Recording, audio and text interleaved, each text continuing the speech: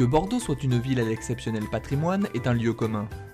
Ce qui l'est moins est la façon dont a évolué la définition du patrimoine bordelais depuis 20 ans. D'une politique de simple conservation et exclusive aux monuments, la ville est passée à une politique inclusive de mise en valeur d'un environnement géographique, historique et humain à partir d'un patrimoine commun, la Garonne.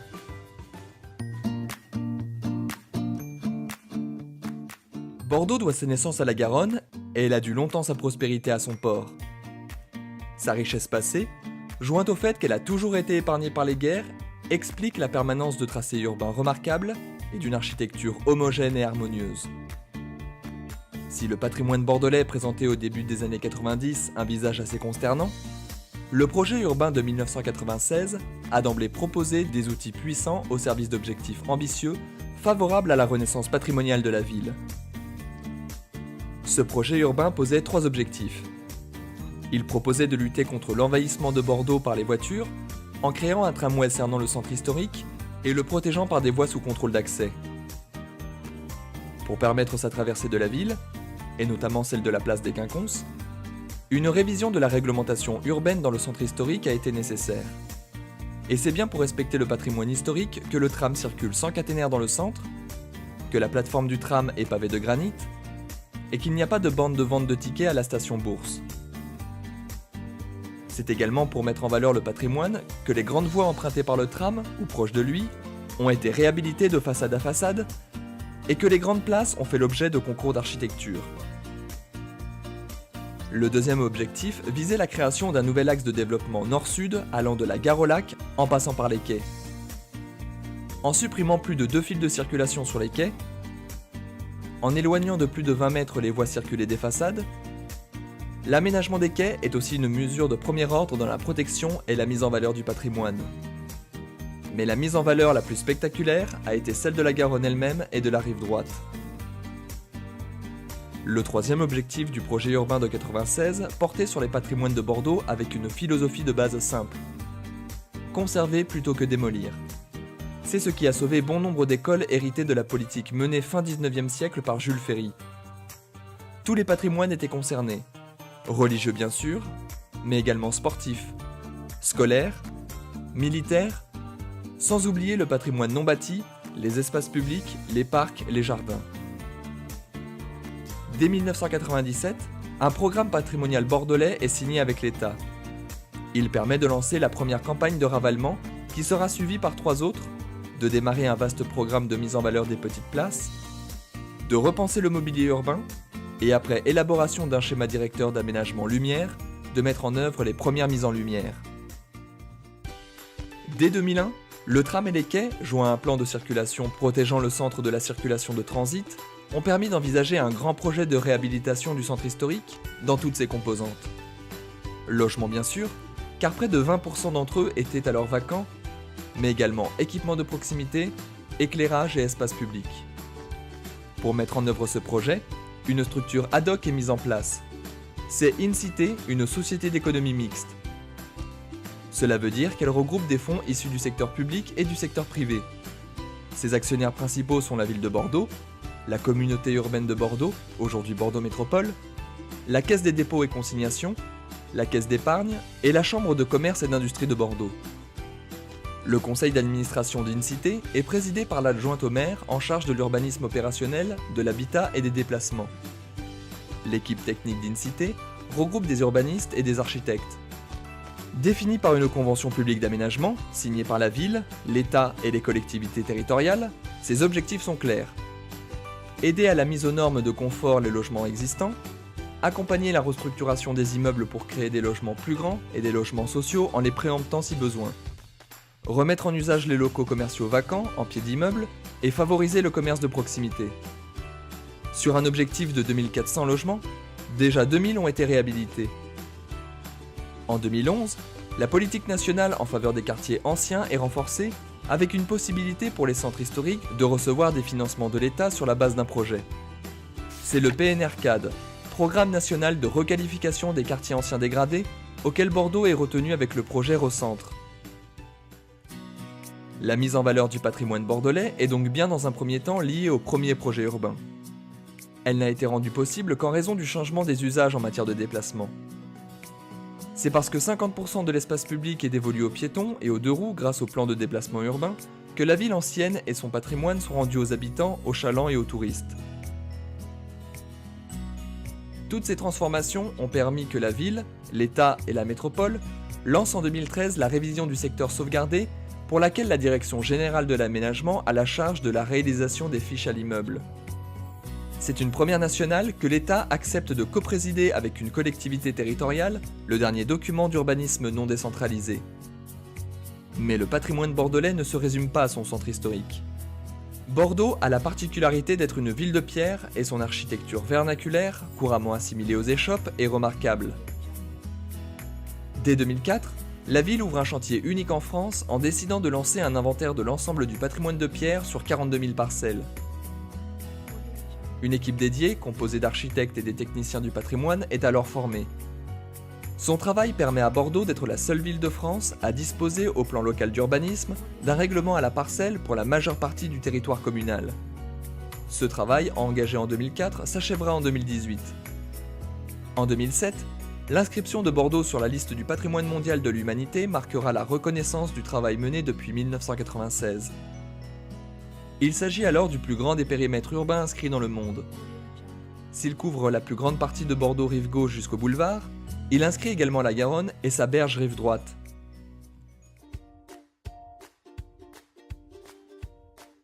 Le nouveau pont Chabandelmas, dans le nord de la ville, bien que présenté dans le dossier de candidature au patrimoine mondial, a suscité un très vaste débat au sein même des instances de l'UNESCO, et ce débat fut très fructueux dans ses conclusions. Du côté de la ville, la querelle avec l'UNESCO a permis de comprendre la nécessité d'une méthode en interne pour mieux juger de nos projets par rapport à ce que l'UNESCO nomme la valeur universelle et exceptionnelle. Ce sera la création du comité local UNESCO Bordeaux, instance indépendante réunissant des personnalités de la société civile qui voient en amont tous les projets importants de Bordeaux. Ces avis font l'objet de comptes rendus qui sont transmis à notre ambassadeur auprès de l'UNESCO, puis au comité du patrimoine mondial. Du côté de l'UNESCO et de son instance d'expertise, l'ICOMOS, le débat a permis de comprendre qu'il n'était pas possible de bloquer la croissance d'une ville pour des raisons patrimoniales ordinaires. D'où la recommandation votée par l'UNESCO en 2011 sur les paysages urbains historiques. Le pont Chabandelmas s'inscrit bien dans cette recommandation. Il ne doit pas être considéré en tant qu'objet, mais en tant qu'élément liant deux nouveaux quartiers tous deux respectueux de l'histoire et de la géographie, en rive gauche les bassins à flot et en rive droite Brazza, et fixant une échelle à la construction de ces nouveaux territoires. La préparation du dossier de candidature à l'UNESCO, dès 2004, puis les débats avec celle-ci, ont amené naturellement à se reposer la question de la définition du patrimoine. Sans qu'il s'agisse d'une grande enquête officielle, la ville a organisé des débats affectant des formes très variées. Elle a lancé des études anthropologiques avec les habitants du centre historique, qui ont permis de cartographier les représentations mentales des paysages et des quartiers. Ce travail a alimenté les équipes d'urbanistes du PNRCAD. Tous les 2 ans, l'équipe d'architectes chargée du patrimoine organise des appels à idées ouverts aux étudiants en architecture et aux architectes.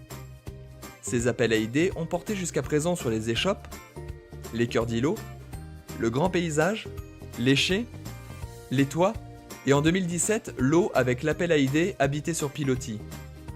En 2012, Agora, biennale d'architecture, d'urbanisme et de design, a spécialement abordé le patrimoine avec Marc Barani sous le titre « Patrimoine, héritage, hérésie ».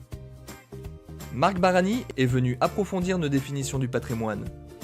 S'il a montré magistralement qu'il y avait une multitude de définitions du patrimoine dans le monde, il a également montré qu'en Occident, ce qui demeure des villes après des destructions massives n'est ni le bâtiment ni la parcelle, mais les tracés urbains. Parallèlement, des études d'archéogéographie, menées sur l'ensemble des quartiers de Bordeaux, nous ont montré que les grands tracés de la métropole se superposent avec le réseau hydrographique. L'histoire de Bordeaux se superpose donc à sa géographie. Les rues de la plaine rive droite, par exemple, perpendiculaires à la Garonne, ne sont pas les anciennes voies industrielles de la Bastide, mais d'anciens canaux qui desservaient des maisons de plaisance situées approximativement sur l'ancienne voie ferrée menant à la gare d'Orléans. Ce constat nous a conduit à reconsidérer la définition du patrimoine bordelais. Le patrimoine premier est le fleuve, son réseau hydrographique et les grands tracés qui le recouvrent. L'aménagement des quais, La création rive droite du parc aux Angéliques, la réalisation de 2 ponts nouveaux conduisent donc à dessiner une nouvelle image de Bordeaux, dont le centre cesse d'être la place Péberlan autour de la cathédrale, où le triangle, formé par les grandes avenues du commerce de luxe, pour affecter la forme d'un grand espace vide de 300 hectares, allant de pont à pont, est composé de 200 hectares de Garonne et de 100 hectares de berges aménagées. Agrandi, restauré, aménagé, le centre de Bordeaux devient ainsi le centre de l'agglomération.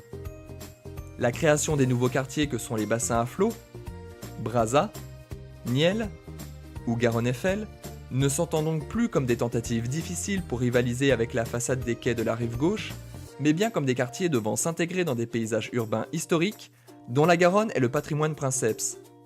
Ce changement de perspective est cardinal pour l'avenir de Bordeaux.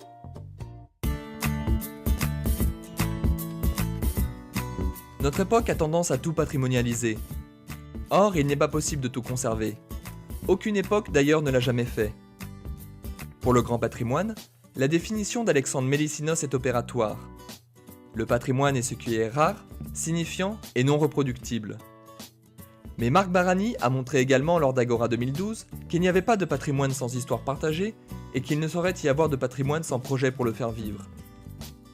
Ce serait une erreur de croire que le patrimoine, tel qu'il est répertorié aujourd'hui, correspond à une liste intangible, et ce serait une erreur également de penser que seule l'administration ou les experts ont la capacité à définir le caractère signifiant ou non d'un bâtiment ou d'un ensemble urbain. Chaque fois qu'une quelconque ambivalence d'un point de vue patrimonial est posée, la ville organise des ateliers en 3 séquences. Une séquence regroupant des experts, une séquence avec les habitants, une séquence avec les étudiants de l'école d'architecture. Ces ateliers ont permis de préserver et de faire émerger de nouveaux patrimoines. L'atelier au sujet de l'ancienne caserne Niel a permis de revenir sur la décision de la démolir, comme les habitants la souhaitaient. Ils sont aujourd'hui le siège de Darwin, un des lieux les plus dynamiques et créatifs de Bordeaux.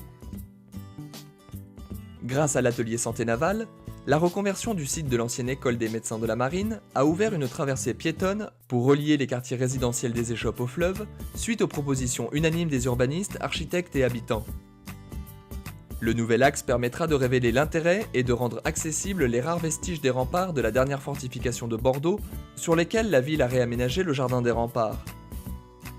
L'atelier autour du devenir de l'ancienne institution des sourdes et muettes a permis de protéger au titre des monuments historiques non seulement l'enveloppe du bâtiment, mais ses cours et son système de distribution pour y installer des logements, un hôtel et une école. À Mériadec, l'atelier en présence des représentants de l'UNESCO a permis de reconnaître la grande qualité urbaine de l'esplanade, de montrer que le projet de cité municipale allait améliorer la transition avec la ville ancienne, et de classer au titre des monuments historiques un bâtiment du XXe siècle, le siège de la Caisse d'épargne. Dans le quartier d'habitat social du Grand Parc, l'atelier a conclu que le seul usage possible pour le bâtiment de la salle des fêtes, fermé depuis 20 ans, était son usage premier, que sa structure rendait la polyvalence possible et qu'elle pouvait redevenir un équipement à l'échelle de l'agglomération. L'atelier de la Halle Soferti, ancienne usine d'engrais chimiques à Brazza, a conduit à sa conservation et les habitants du quartier La Bastide ont émis de nombreux vœux pour sa reconversion.